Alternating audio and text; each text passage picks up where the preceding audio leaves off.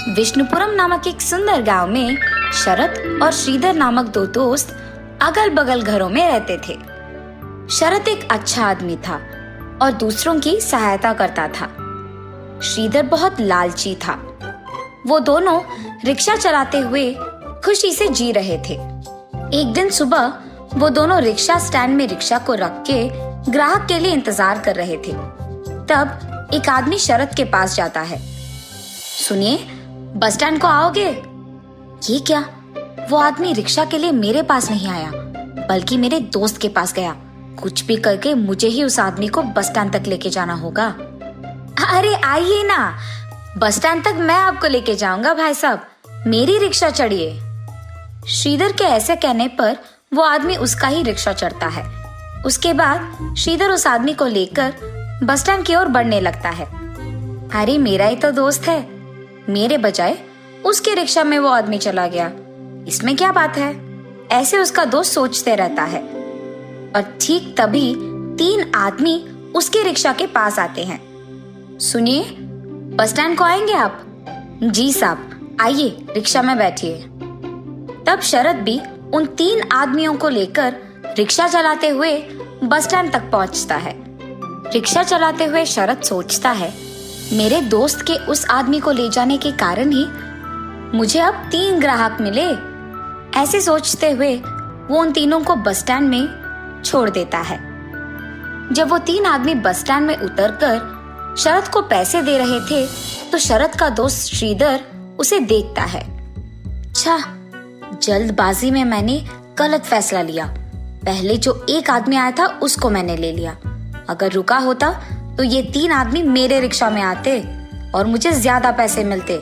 ऐसी सोचकर श्रीधर उसके दोस्त के पास जाता है और फिर वहां से दोनों चले जाते हैं। ऐसे बहुत साल बीत जाते हैं। एक दिन वो दोनों रिक्शा स्टैंड में ग्राहक के लिए इंतजार कर रहे थे।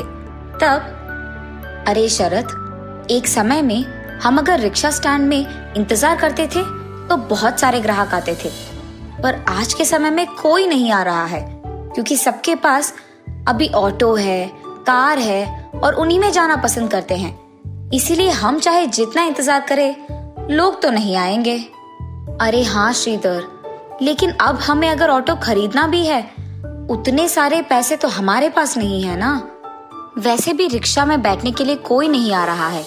इससे बेहतर तो यही है कि हम ये काम छोड़कर शहर चले जाते हैं और वही कोई काम करते हुए खुशी से जी सकते हैं। श्रीधर, चाहे जो भी हो जाए, मैं अपना गांव छोड़कर कहीं नहीं आऊंगा। मुश्किलें तो हर जगह होंगी ना। इसका मतलब ये थोड़ी है कि हम गांव छोड़कर कहीं और चले जाए। और इस बात की क्या यकीन है कि कल हम शहर में जाएंगे तो वहां मुश्किलें नहीं आएंगे? तो मुझे यही रहना है और इन मुश्किलों का सामना यही करना है। अरे शरत, यहाँ पर हमें कोई और काम नहीं मिलेगा। ठीक है, तुम यही रहो, मैं जा रहा हूँ। ऐसे कहकर वो उसकी बीवी बच्चों के साथ सच में शहर चले जाता है। वहां जाकर वो कार चलाते रहता है। मेरे साथ अगर मेरा दोस्त भी होता तो हम दोनों मिलकर कोई ना कोई काम ढूंढ लेते। अब मुझे अकेले ही कुछ करना पड़ेगा। ऐसे वो बहुत दिन दुखी रहता है। एक दिन शरत रिक्शा स्टैंड के पास रिक्शा में बैठे रहता है। तब एक आदमी का आवाज सुनाई देता है, प्याज, प्याज, ताजे प्याज। ऐसे जोर से एक आदमी चिल्ला रहा था। उसे देख शरत को एक विचार आता है। अरे हाँ, मेरे पास ऑटो खरीदने के लिए तो पैसे नहीं है, लेकिन खुद से मैं एक प्याज का वाहन तो बना सकता हूँ और गांव में उसी वाहन को चलाते रह सकता हूँ। और इतना ही नहीं, उस वाहन को बनाने के लिए पैसे ज्यादा खर्च भी नहीं होंगे और मुझे बस ये ध्यान में रखना होगा कि उस वाहन में ज्यादा लोग बैठ पाए। और तब नए दिखने वाले वाहन को देख गांव वाले सारे मेरे वाहन में आएंगे और मैं ऐसे पैसे भी कमा सकूंगा। उस आदमी का प्याज प्याज करके चिल्लाने के कारण ही मुझे ये विचार आया है। ये सोचकर शरत तुरंत उस काम में लग जाता है। उसके पास मौजूद सारी चीजों से प्याज के आकार में दिखने वाले एक बड़े वाहन को बनाता है, जिसमें बहुत सारे लोग बैठ सकते हैं, और उसे चलाते हुए गांव में जाता है। Bus stand, railway station, Ramalaya नगर, आइए बाबू आइए, जल्दी आइए, ऑटो से भी कम दाम में मैं लेके जाऊंगा, आइए बाबू आइए। ऐसे उसके जोर से चिल्लाने पर कम दाम में और इतने बड़े आकार में एक प्याज के वाहन को देख सभी चौंक जाते हैं और तुरंत उसके गाड़ी में बैठ जाते हैं। ऐसे ही कम दिन में शरद का प्याज की तरह दिखने वाले वाहन में बहुत सारे लोग बैठते हैं और वो बहुत प्रसिद्ध हो जाता है, इतना कि कुछ ही दिनों में वो और थोड़े प्याज के वाहन बनाकर उनमें दूसरों को चलाने के लिए नौकरी भी देता है। ऐसे वो वाहन चलाते हुए बहुत खुश रहता है। तब एक दिन श्रीधर उसके पत्नी के साथ शहर से गांव आता है। गांव आते ही उसके दोस्त शरद के बारे में सबके मुंह से प्रशंसा सुनकर वो चौंक जाता है। यहाँ मैं हूँ जो शहर जाकर कार चलाते हुए आए हुए पैसे कम पड़ जाने के कारण कर्ज लेकर दुख में जी रहा हूँ, और मेरा दोस्त यहाँ इसी गांव में इतना प्रसिद्ध गाड़ी चलाते हुए इतनी प्रशंसा पाते हुए खुश है। अगर मैं भी इसके साथ यही रहता तो शायद मैं भी वो प्रसिद्ध गाड़ी चलाता और खुश रहता। अरे हाँ, मेरे दोस्त को वैसे भी मुझ पे बहुत भरोसा है, तो मैं एक काम करूंगा, उसे मैं अपने साथ शहर ले जाऊंगा, फिर उसके सारे वाहन को मैं ले लूंगा और उसे वहां छोड़कर मैं दूर भाग जाऊंगा। तब उन सारे वाहन को बेचकर आए हुए पैसों से मैं अपना कर्ज चुका पाऊंगा और खुश रह पाऊंगा।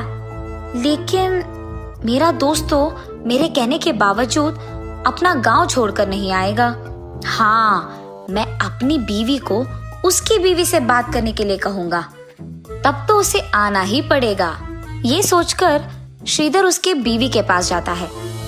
नर्मदा, तुम मेरे दोस्त की पत्नी के पास जाकर उससे बात करो और उसे मनाओ कि हमें शहर जाना होगा, और ऐसे वो जो कुछ भी सोचता है उसकी बीवी को बताता है। ठीक है जी, मैं वही करूंगी।